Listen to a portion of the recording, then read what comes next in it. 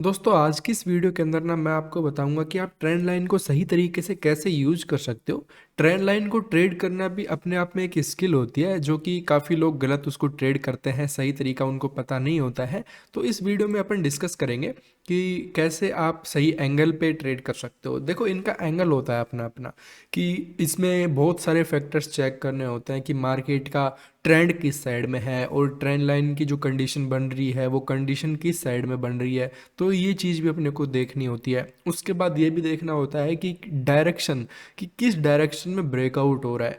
तो ये सभी चीज़ें काम करती हैं।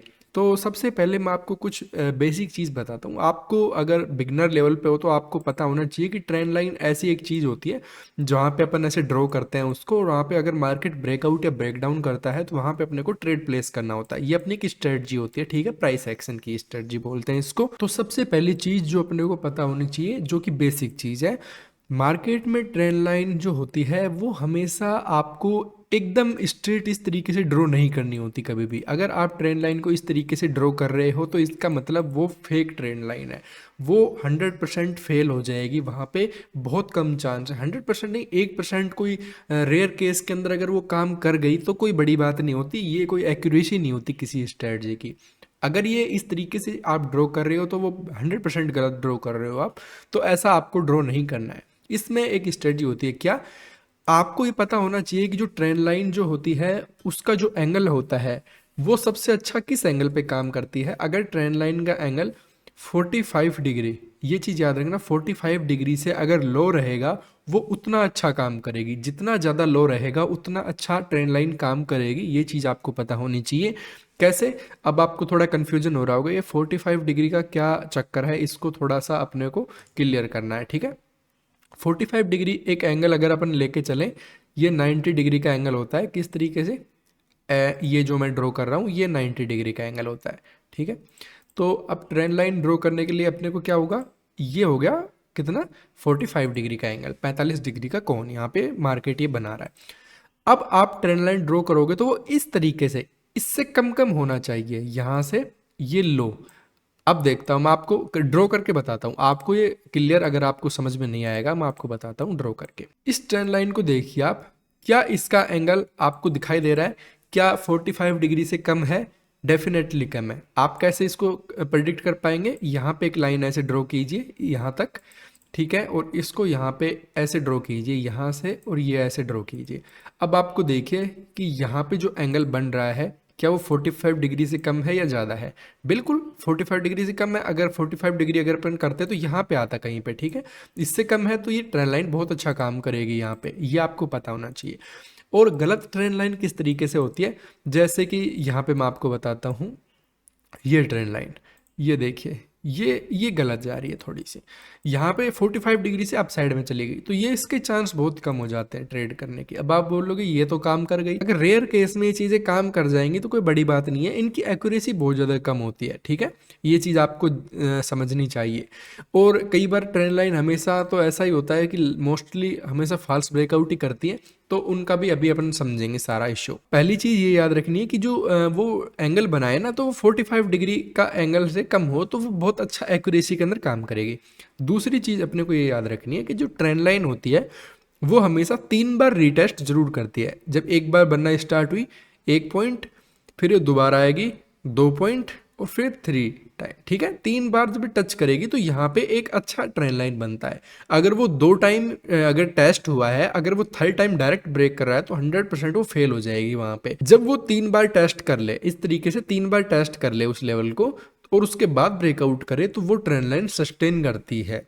ये इसके कुछ लॉजिक होते हैं। चौथी बात अपने को क्या याद रखनी है कि मार्केट के अंदर ट्रेंड लाइन को ट्रेड करते टाइम अपने को ट्रेंड देखना है मार्केट में। अगर मार्केट में अपसाइड का ट्रेंड चल रहा है इस तरीके से, ठीक है, अपसाइड में, और उसके बाद क्या होता है कि यहाँ पे फिर एक ट्रेंड लाइन बनना स्टार्ट होती है इस तरीके से, तो उसके बाद ब्रेकआउट होता है अपसाइड के अंदर, तो उसमें अपने को ट्रेड लेना है, वो वहां पे बहुत अच्छा काम करेगी क्योंकि अपसाइड का ही ट्रेंड चल रहा है और अपसाइड में ही ब्रेकआउट हो गया। अगर मार्केट में ट्रेंड जैसे अपसाइड में है इस तरीके से, और फिर क्या होता है कि मार्केट में ऐसे ट्रेंड लाइन बनना स्टार्ट होती है डाउन साइड के लिए, और उसके बाद वो ब्रेक डाउन कर देती है यहाँ से, तो वो फेल हो जाएगी और अप साइड में मार्केट चला जाएगा। क्योंकि मार्केट में जब ट्रेंड लाइन बनेगी तो 45 डिग्री का जो एंगल है उससे ज़्यादा ही बनेगी, तो यहाँ पे ये चीज़ काम नहीं करेगी। मैं आपको रियल में ड्रॉ करके दिखाऊंगा ना, तब आपको समझ में आएंगे, ठीक है।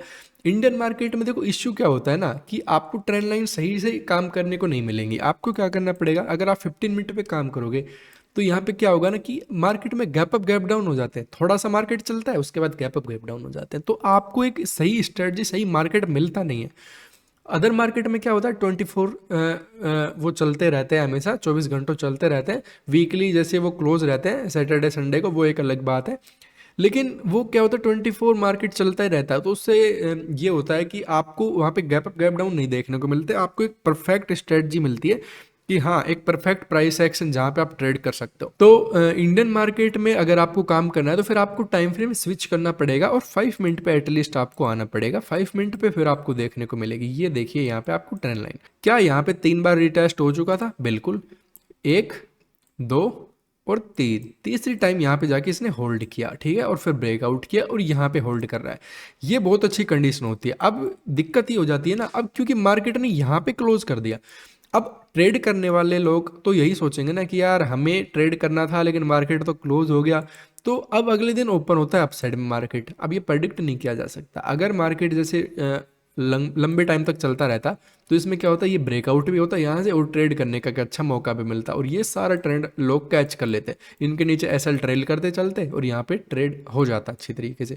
यहाँ पे यही मैनिपुलेशन चलता है, मार्केट में सिचुएशन बनाएंगे बड़े प्लेयर, तभी तो मार्केट में बोला जाता है कि मार्केट जो ओपन होता है वो बिगनर्स ओपन करते हैं, लेकिन जो क्लोज जो मार्केट करते हैं वो प्रोफेशनल करते हैं। तो यही प्रोफेशनल चीज़ होती है कि जहाँ पे मार्केट ही क्लोज कर रहे हैं। देखो पीछे जो हाई है इसको भी ब्रेक नहीं किया ताकि लोग बीटीएसटी भी ना लेके जा सके, उनको एक ऐसे फोमो में रख दिया कि यार दिक्कत हो जाएगी नहीं हो जाएगी, वो एक कन्फ्यूजन में रहे यहाँ पे भी।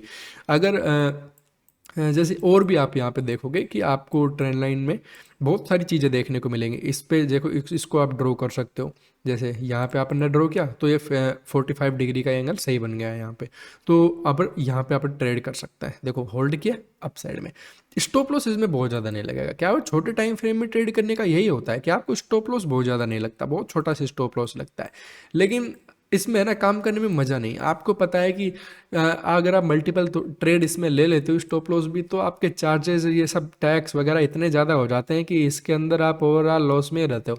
आप खूब इसके अंदर ट्राई करते हो लेकिन आपकी चार्जेस आपकी उससे प्रॉफिट से ज़्यादा निकल जाते हैं, तो आप इसके अंदर सर्वाइव नहीं कर पाओगे। तो ये आप देख रहे हो मार्केट की कंडीशन, ये जो मार्केट है वो सेलर्स का मार्केट ज़्यादा दिखाई देता है बजाय बायर्स के, लेकिन अगर आप बायर्स की जगह अगर सेलर्स हो तो आप इसमें काम कर सकते हो। अगर आपको एक बहुत अच्छी कंडीशन देखनी है, अगर मान लो आप इंडियन मार्केट में नहीं काम कर रहे हो, आप अदर मार्केट में काम कर रहे हो, तो आप क्या कर सकते हो, चलो अगर आप क्रिप्टो में काम कर रहे हो तो क्रिप्टो के अंदर भी सेम चीज़ काम करेगी। मैं आपको अभी दिखा देता हूँ कि एक परफेक्ट ट्रेंड लाइन किस तरीके से बनती है। अगर इसके अंदर 15 मिनट टाइम फ्रेम, 15 मिनट इसमें आराम से आप काम कर सकते हो।